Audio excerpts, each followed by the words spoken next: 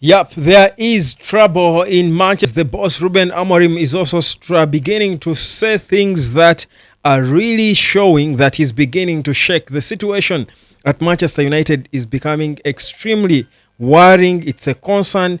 And guys, something ought to be done about it. Welcome to the United Road Sport. It's a live this one. We are live, guys, talking about what exactly should be next for Man United after such a forgettable performance. 11 games, 11 points for Ruben Amorim now. Unacceptable, he says it. He has come out and stated that we could be the worst Manchester United squad in the history of the club. Now, listen, guys, a team that a few weeks ago was convincing us that they can proper take on Liverpool, give them a run for their money, eject Arsenal out of the FA Cup, cannot be losing this way to Brighton. Never mind Brighton lately being a bogey side for Man United. There's got to be some bit of pride to protect, especially at Old Trafford. This is exactly what has got Ruben Amorim deflated. What exactly is supposed to be done? Listen, solutions are what we are going to be discussing here. Solutions are needed for Manchester United. There ought to be something done to salvage the situation. Otherwise, it's becoming a concern. We cannot continue with the circle. The people out there are up in arms trying to make all the noise, all forms of comparisons. But listen, guys, you've got to first calm down. First calm down. My name is Webb. This is the United of Sport. Like, share, in your view. Go down in the comments section and let me know in your view what you think is the real problem with the squad. Why do these players fail to be consistent? Amorim said we don't have the quality to be consistent. Erik ten Hag said the same thing. What is wrong with these players? Why can't they be consistent? What could be the solution? That's what we want to discuss here on the United Hotspot. Like, again, the video, of course, gets to be reached by so many people. Now, Andre Onana is the talk of town. Everybody is talking about Andre Onana and how mediocre he is. But listen, just scapegoating one player is not enough. All these players have got to step up their game. They have got to do this for a long time now. They are not doing it. Suddenly, we've got to move on from them. But the issues are bigger. Amorim doesn't have the money to spend. Ineos don't have the money to give him. He has got to deal with these players playing the way he plays. There are people now saying that Amorim should forget about his playing style, certainly which does not favor these players, and play a system that suits them. But what system suits them, if I may ask? Which system suits these players? Which system will get Andre Onana stop making such silly howlers?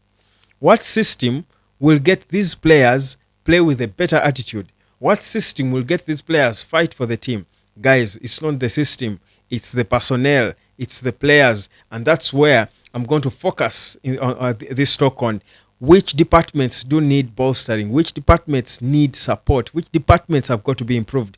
Lots of departments at Man United do need to be improved, guys. So many. Look at this Man United squad and you honestly thinking probably only about 2 or 3 players can stay.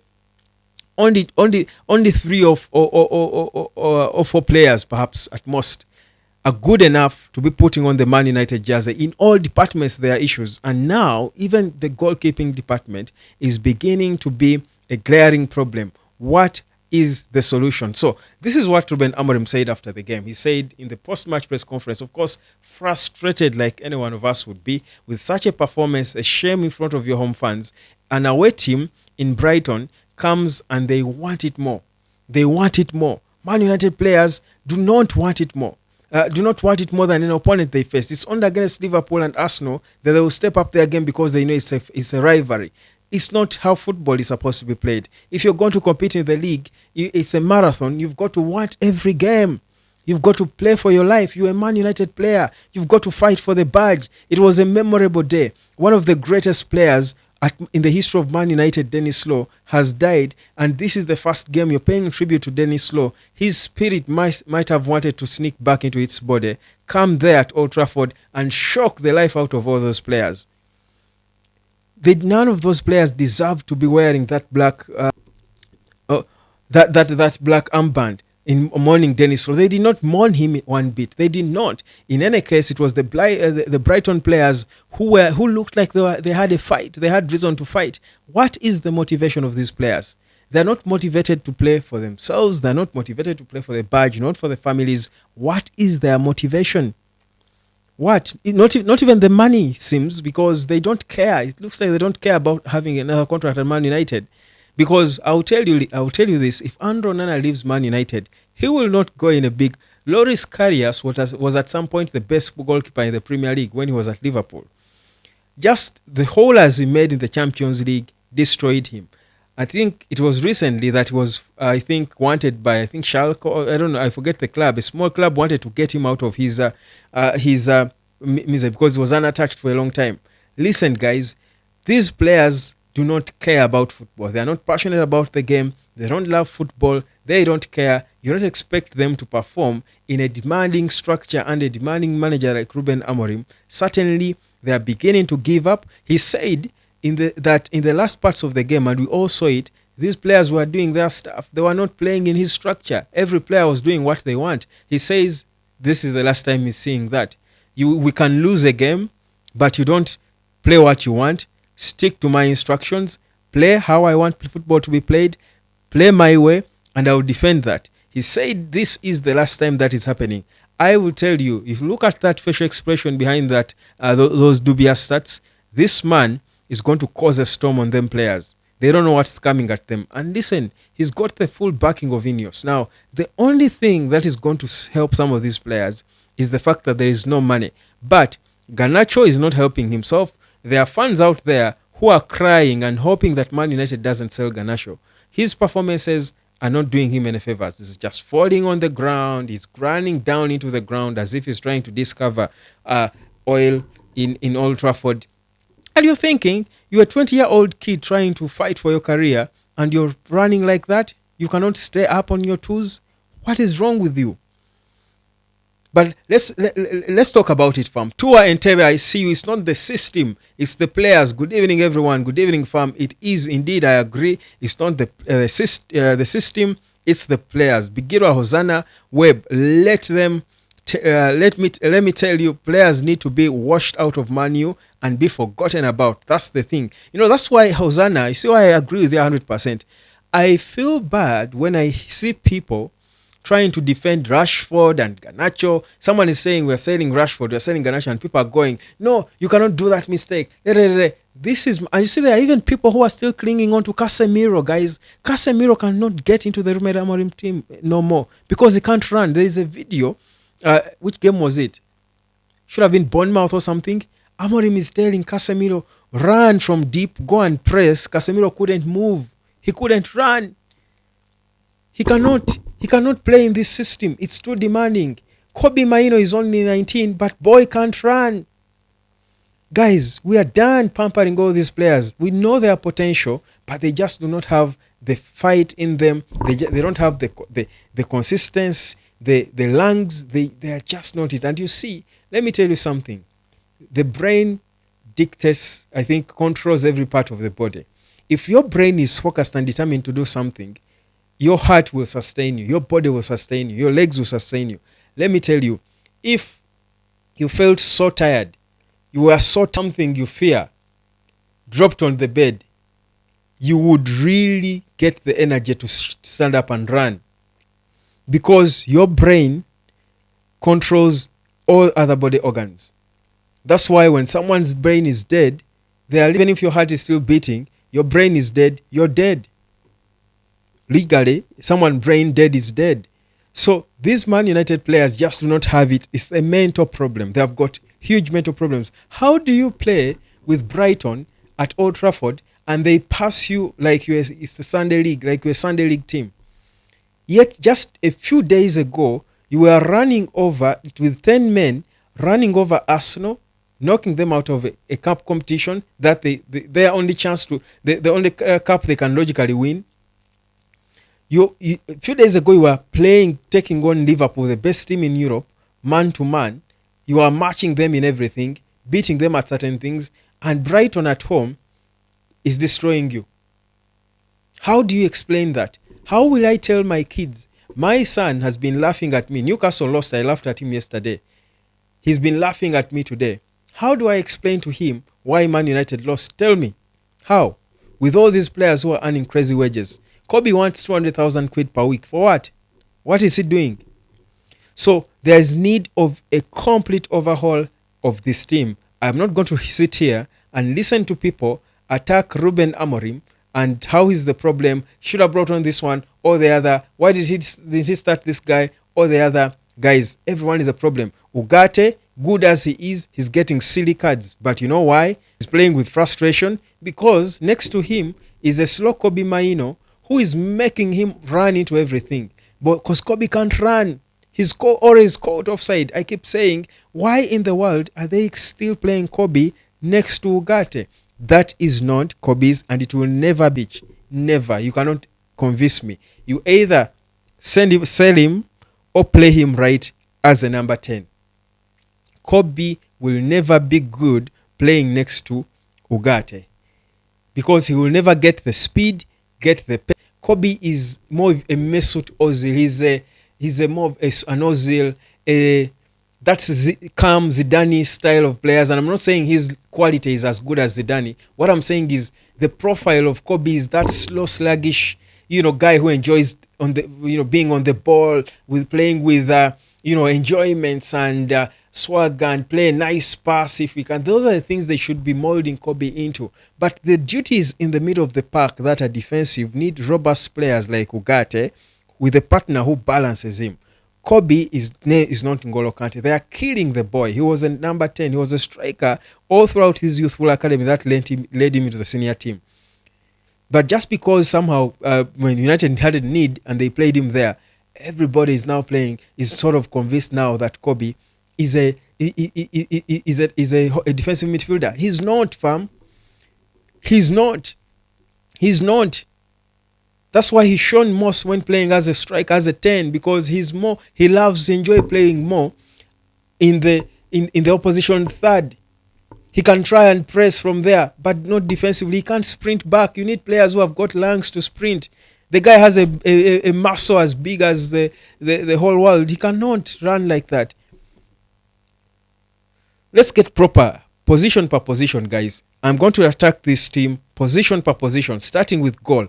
Altel Bayindil, first of all, the reaction I expect from Ruben Amorim is to start Altel Bayindil for all the upcoming games. We will understand in the immediate next games, Bayindil should be starting. We will understand if Bayindil concedes goals and stuff. We're not going to have Onana just take us for a ride. He does some impeccable saves, by the way, and I will insist it here. Onana is partly the reason United is not competing with Southampton for the bottom spot. But the errors Onana makes are silly, are of a goalkeeper who is is not concentrating on the game, a goalkeeper who doesn't seem elite. United seems not to have elite players. They drop off, and it's annoying, fam. It's annoying. Look at the goals that Onana conceded. The second and the third goal.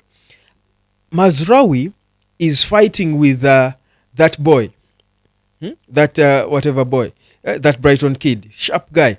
He's fighting with him because, and I understand why Mazraoui struggled in that area, because Mazraoui feared to make contact with the ball because he was going down, and any contact he should have made on that ball, it was going in. It was going to be an own goal.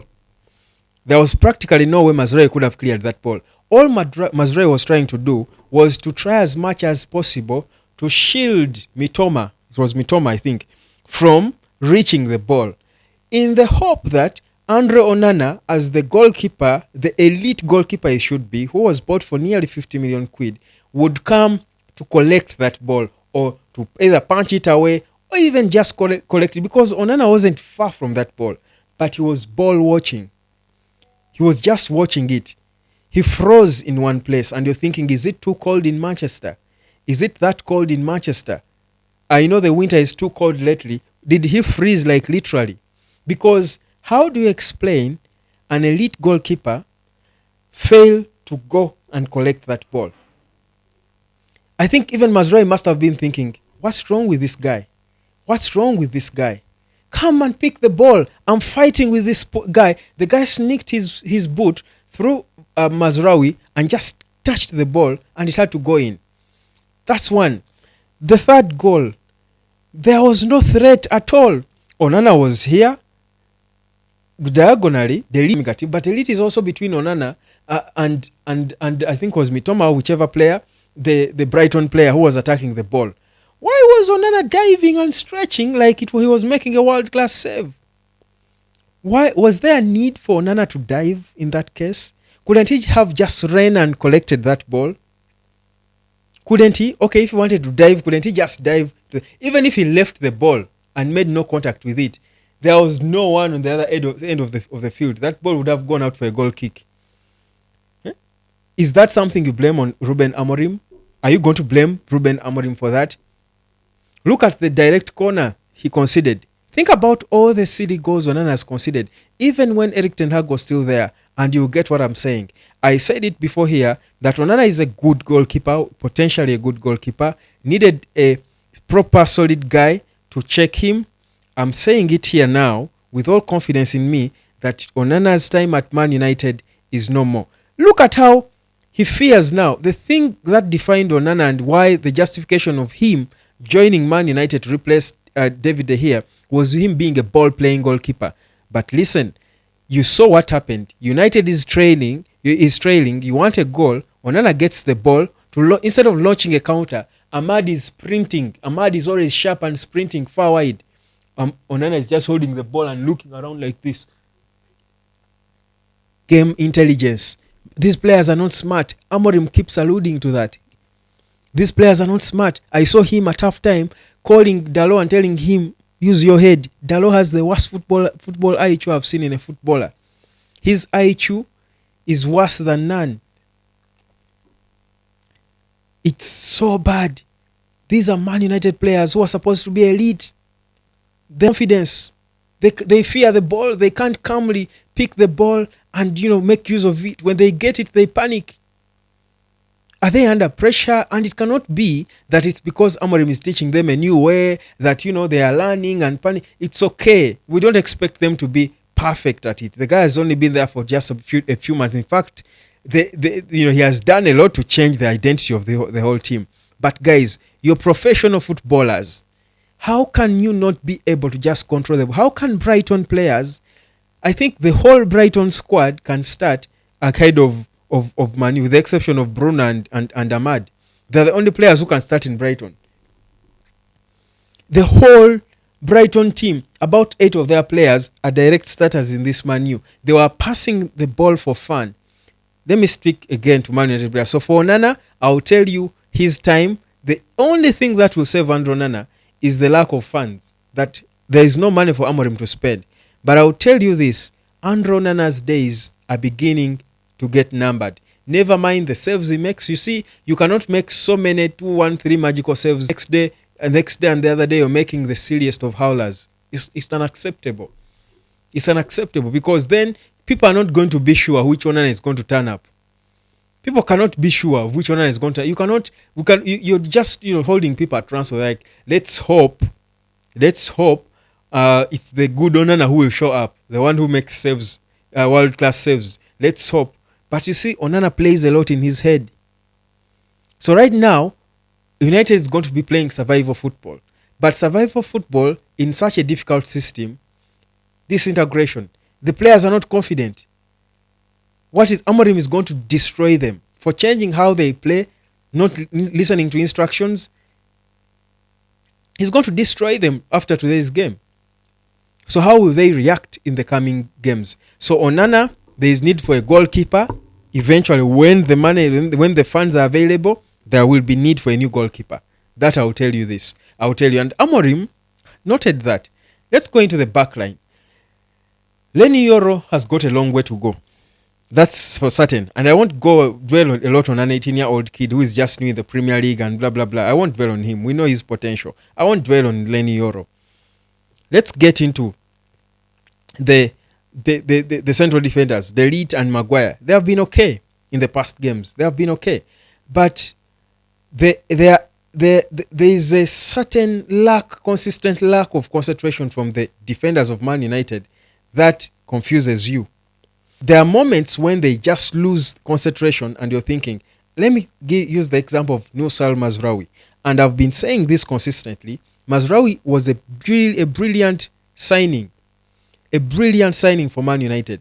He's a good footballer, hard worker. I've never doubted his hard working and what. He's a brilliant footballer, brilliant character, proper professional, and that's why he's always there.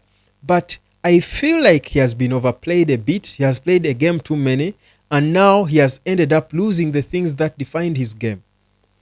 His focus and concentration. He was the most focused and concentrated player in the first games of his arrival at Man United. But these days, from the game against Newcastle, I forget if even before that, but the game against Newcastle, Anthony Gordon beat him for fun. Yet, Nusar Mazraoui is the player you would ordinarily have trusted to deal with Anthony Gordon. But he failed to mark Gordon. Mazraoui failed to mark Mitoma. He failed to mark me because just drop in concentration. One long pass, he's destroyed, he's beaten.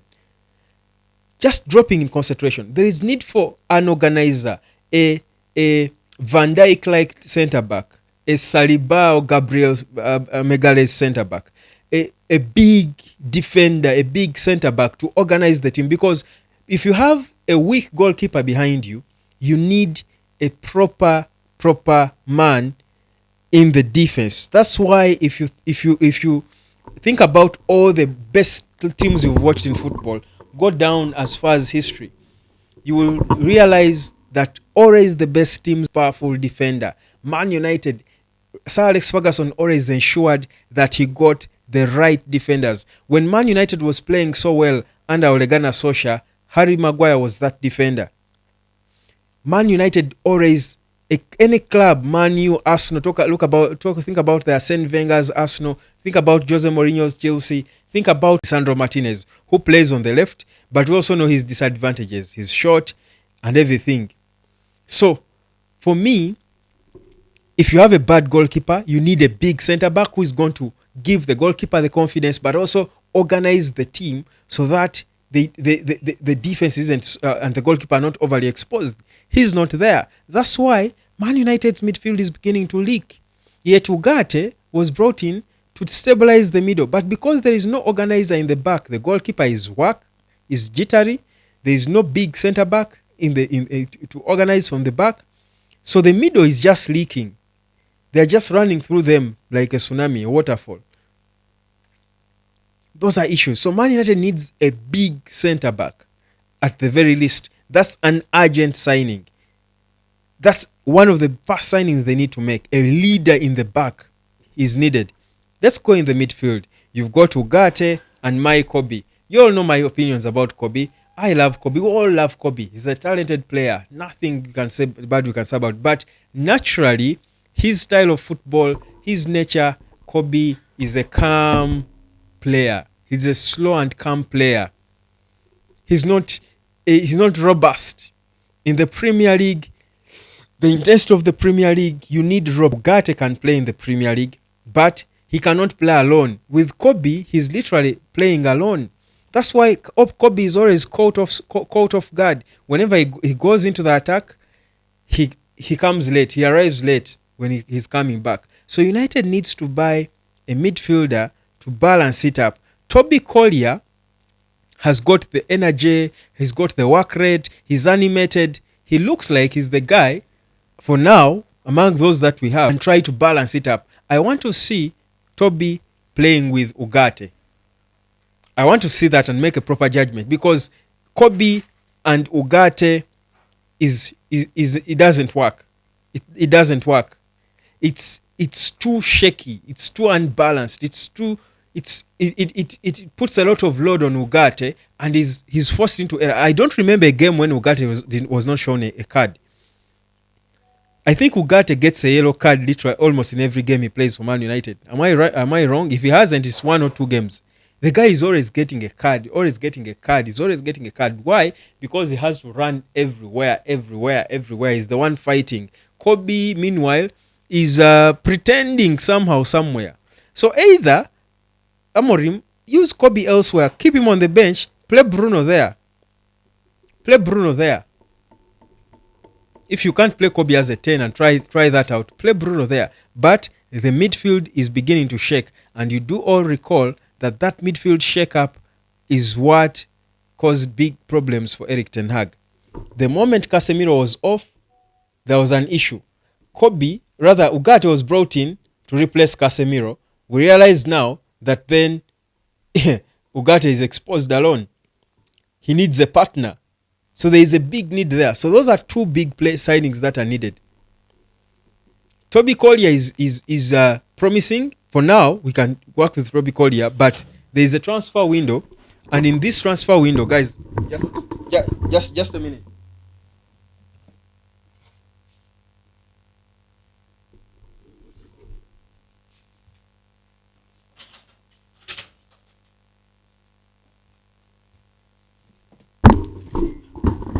In this transfer window, Man United has got to get a midfielder. So centre back, a midfielder. If they get the resources, if the resources are found, they do desperately need a midfielder. Let me first drop down into your comments for 1 minute and see what you're saying. Webb, let me tell you, some players need to be washed out of Man U and be forgotten about. That's for sure. Bigira, the likes of Onana, Fernandes, Dalot, Anthony. We should give Amorim players that he wants instead of remaining with the players that have Ten Hag's heart. I agree. Good enough, that could have been Anthony's last game as a Man United player. For Dalot, he's only there because there are, again, no options. And we're going to get there. That's where the bigger problems are. The poor boy Ahmad is now having the whole weight of an entire club. The boy they were all, whenever they got the ball, when United was trailing by 2 goals, they were all looking for, and we need to okay. How do these people think? How do you cling on to players until there is no value in them? You don't want to let go of players. Why are we a sentimental club? We have to be a professional club. Players, Van Dijk, Trent Alexander-Arnold, Mo Salah, are still hot. They are the reason Liverpool are going to win the league, but they're out of contract, and they are not sure if they want to renew their contracts. That's a serious club, because they know even if you're so good now, you're old. In the few years, if we give you a new contract of £400,000 per week that Mohamed Salah wants, in 2 seasons, he's going to have 2 more years on his contract, but he's too poor. He can't play football no more because he's growing old. So make the tough decision. Yes, you've won us the Premier League. Thank you. Move on. We'll get more other young players who will grow. Or sell him now, when in Saudi they can still give you 150 million, but get, another club can give you good money. But, move on from players. Stop clinging on to players. United have got to learn this. But it's still in the fans who still complain about the Glazers, yet they're also reasoning like them. Happy. Bigira Ozana, I know Amorim has tried his best, but it's time to watch these nuisances. That's for sure. Happy Sichinga, I said it here that we are prone to conceding early goals. Here we are. I also said that we are spoiling these kids by overrating them. There was Rashford, Garnacho, Kobe of those days, Ahmad next. Man, I agree. You see, the thing with football, Happy, and those who praise these kids, but you see, the thing with football is, for us as fans, when we watch a game, we go out to enjoy the game. That's the satisfaction. You go out there, and when you enjoy a kid who plays well, you talk about him, and you express your feeling about them. Now, whether this kid, uses that, we praised Cristiano Ronaldo, he's still playing football up to now. So it's blame football supporters for praising a young kid. People will praise Lamine Yamal every day. People are even giving him a Ballon d'Or, but he's still performing. So I don't think if people fight their feelings about a player, for example, Ahmad is performing so well now, and with the fans fight the feeling of praising Ahmad for his good performances and how he saved Man United from a shameful loss against a rock-bottom Southampton, then what's the point of us watching football? That's the reason we watch.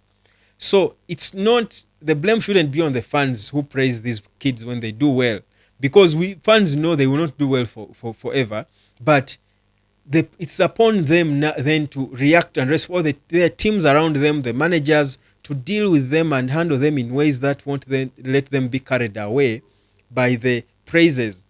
Because If Ahmad scores hat-tricks the way he did against Southampton, the whole Old Trafford is going to the south end, the Stretford end is going to chant his name. They're going to sing his name. Do you blame them? When he has a bad game, they'll destroy him. When Joshua Zirkzee had a bad game, they destroyed him. When he played well, they were singing his name. That's fans. So it's up to the players and their managers and their teams and everyone to help them be able to still play football despite the praises. So for me, I don't want to feel guilty about football. This is how football. This is how we enjoy football. That's why we are not the managers. We enjoy football. That's why we are not the managers. We are fans of the game. So fall off, be bashed like I'm bashing Kobe right now. And I'm not. And by the way, I'm not bashing Kobe. For me, my belief, my conviction is that Kobe's struggles are not entirely on him. He doesn't enjoy playing that position. Kobe doesn't enjoy playing that position. Kobe enjoys playing as a 10, and that's why he can even consider leaving. By the way, I don't think, and I'm very sure if Kobe leaves United and goes to another club, they will not play him as a deep midfielder. I don't think so. Bigiro Hosana, I want Amorim to play Collier with Ugarte. I think with time he's going to be forced into doing that. Bigiro Hosana is saying almost Mazraoui injured himself with an idiot Onana. Man, Onana is just there looking like you can't get it. Nelson Nawa, there isn't a system that can change the worst physique and anger on the pitch just because they know that be it they lose or win, their accounts will still receive the huge amounts paid after the loss. They don't care, man. They don't care. That's it. You sum it up so well. Amule Nashira, we need to offload some players. Most players. Replace some with most. Alal Dickens, I pray we survive relegation. I don't think United is getting relegated. That is not going to happen. That is not going to happen. Onana isn't world class, but total nuisance. Let the manager call Alte. That's the reaction I would expect. Tua Webb, all those Ten Hag players, it's free to sell, but who is to be sold and what good sum of money? There is no player who is even worth 50 million pounds. Kobe is very slow, not even physical. I mean, that's the thing. Mwire Mutale, he enjoying watching the game and forget about his work. That's you should be saying Onana, I think. I don't know who you're saying. Jonathan Katila, hello guys, how are you doing, Jonathan? I think some players they are gambling. They come with tickets in their stockings. Okay. The club needs to call in academy players for seniors to know how poor performing they are. Yeah, expose them like that. I've said this and I'll say it again. Doomed if you do, doomed if you don't. I am Ruben Amorim. You're having these Hoylands bought for 72 million struggling like this.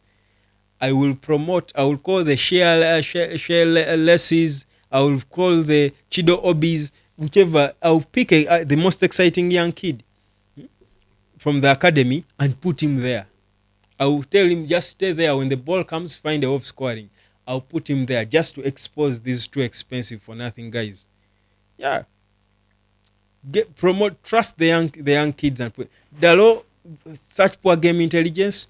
Go in the academy and bring a kid there and put him there. Even if United lose, even if they make mistakes, no one will say, Amorim. They will say he's young, he's a kid, he will learn. And you say a kid will always do something exciting. They will do one exciting thing, and people they will remember them for that. Put them there. At this point, man, desperate moments call for desperate measures because these players are comfortable. Jerry Erima, I still trust Amorim. Amorim there is no questions about Amorim. For Amorim, no one should even blame Amorim. Actually, just credit Amorim for what we see he has done this a coached team. He said it and admitted he noticed that these players are so poor with passing. He said it will take some time for his team to be able to control games, to pass and control games. It will take time. I think he just doesn't want to say that these players don't have the skill. They don't believe in their talent on the ball. That's why when they have the ball, the easier thing is to pass it sideways. Because when they try a long pass, it's stupid. They can't find each other. Goodness. I still trust Amorim. Let's be patient. The only thing is, why is United clinging on some of these players? They are not clinging on them. The Ineos is not clinging on any player, by the way. Ineos is not. That's why if they were clinging on, there's no way we would have been at a point where Garnacho could be sold and they're receiving offers, because of all players, Garnacho probably is was among the better players, the few one-eyed among the blind. But they want to sell him. You know why? Because he's the only player who can logically bring in reasonable money for them to buy others who can replace the other Casemiros and the likes who they certainly want to leave, but they are taking their time. They are still earning their money. The more weeks they spend at United, they are still earning their money, so much money. Guys are comfortable. The players are okay. They are earning a lot of money for doing nothing. They are okay. So it's funny that it's only Ahmad, aside that is a threat to the opponent side. No other person can create. And you see, Ahmad is also United's best player defensively. You can't beat him.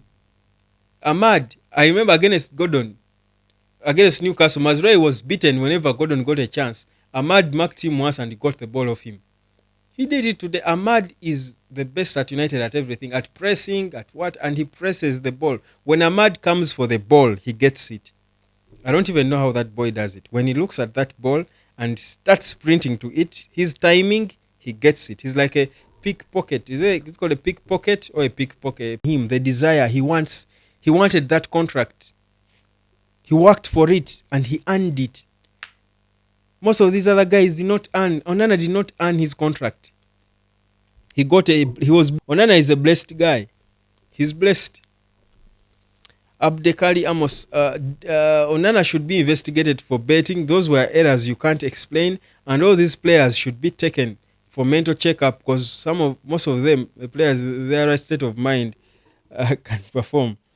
So it means overhaul of all players. Are they on demand? That's the question. No player is on demand. So the team is stuck with rotten tomatoes. That's why I keep saying, guys, let this be a lesson. United should not cling on to players, but also they should be smart in negotiating contracts. Contracts should be performance-based. Contracts should have clauses where you've signed a 5-year contract, Amad Diallo, but after 2 years, we review. If you're not performing, we can cut down your wages, or we can, this contracts should be well thought based on what this club is going through. They've got to craft these contracts in very smart ways. Lukwago Ebra, right wing back. Now I'm getting there. Let's get there, by the way. This Jan will do us well. Let Bruno drop in a deep midi. Sign faster 10. Amorim we stand. Beautiful. So, going into the middle, again, the first quickly, let Ugarte play next to Bruno. Let Bruno play deeper. Then, up top, they are talking of this, the left wing back, the talk was of the Lecce guy. The Lecce Dogu, Patrick Dogu. But even Liverpool, I believe, to be interested in him, by the way. So bring Dogu on the left wing back, because he has got also, he's a proper complete balance, because there is a need there. Dalot is just a sit filler for now. Bring Dogu. Then on the right wing back, find someone who on the right wing back meanwhile. Usually, Amorim loves to play with a left-footed player on the right wing back. The way he had Kwenda was a left-footed kid playing right wing back, and he's a natural winger, so an attack-minded player, the way you see Ahmad. But if we can find a good person to play where Ahmad plays, when Ahmad is a 10, then he can put Ahmad as a right wing back, because I think he's the best we have. Yet we want to see him more as one of the 2 number 10s in this current squad. But it's probably harder to find an Ahmad-like wing back, right wing back, who is inverted like Ahmad, or unless he's going to go for Kwenda from Sporting and bring that kid. Imagine how exciting it would be if United could buy that spot, but there is no money. They have to look around for cheaper. That kid would be so expensive from Sporting, as you would imagine. So it means you can either it's easier to get a number 10, maybe Dogeles. Get Dogeles. Probably Amorim will never play Bruno next to Ugarte. So okay, if you want to keep Bruno as one of the 2 10s, Then get Dogeles with Bruno in 10 and Ahmad on right wing back, because Ahmad will anyway hurt you. Wherever you put him, Ahmad will still hurt them. Huh? So then play Ahmad as a right wing back, get a right partner for Ugarte. If Toby Collier is ripe, let Toby Collier be it. If there is no money. If the money is there, fine, go get Ederson from Atalanta. But as you would know, Atalanta's players are always too expensive. Then promote a young kid, a striker. There are kids there who are scoring goals for fun in the academy. Promote him to push Hoyland and Zaxi. Promote him. So solutions have got to be found. That's the thing. You see, we will not sit here and just be talking about the excuse of no money, no money, no money forever. No solutions. Otherwise, this team will be relegated. In 2025, you can imagine, United will be relegated. Who will? Who? I don't even want to say it. Abrekani Amos, coaches should be allowed to enter the pitch and beat some players for errors you can't explain. Onana should have been beaten there and then for those errors. Onana shouldn't have got his wages for this week. Should not be paid for this week. I was saying, indeed, coach. I keep saying that coaches at some point should be allowed to beat players, because it's their jobs on the line. They should be allowed to beat players, and the first coach should be Amorim, because Manu players are so annoying. But even Postecoglou should be allowed to punish, to cane those Spurs players. They are so silly. By the way, Spurs is in exactly the same boat as Manu. No wonder they are close to each other on the log. Spurs is in exactly the same boat. They are a joke. Spurs are a joke. They are just clueless. They are not serious at all. They need canes, serious canes, those players. But also their guy, Daniel Levy, is not serious at all. He's another Glazer style. So anyway, sticking to United, that's where we are, guys. So we need a centre-back, a midfielder, a left wing back, a right wing back, a number 10, and a striker. Those are 6 positions. Now, realistically, out of those, Anthony is going on loan. They will get half of his wages, perhaps bring in a player on loan, maybe. Then they will get either Dortmund could take Rashford permanently or on loan, so they will save some money off Rashford, maybe bring in another player, depending on whether he goes permanent or he's on loan. They could buy also again, get on loan. Then Casemiro is leaving, most likely they'll get some cash for Casemiro. Every day there should be one of those kids who can come in there and try to think of they are too young. Let them look at Barcelona and how they rely on Lamine Yamal is not any older than any of those players. I think even not yet 18, probably. I think he's not even yet 18, but he's the best player in the Spanish league. So yeah, bring them kids, promote them. Otherwise, this is unacceptable. United is at the very worst we've seen. So, guys, that's it. I'll be back again tomorrow. I'm done venting. I think I've been venting too much. But yeah, the funny thing is we won't be relegated. That's the thing. That's the beautiful thing. It's not going to happen. United won't be relegated. It's not going to happen. Trust me on that one. Good night, good morning, good evening, good day. Cheers, guys. Bye-bye. See you tomorrow.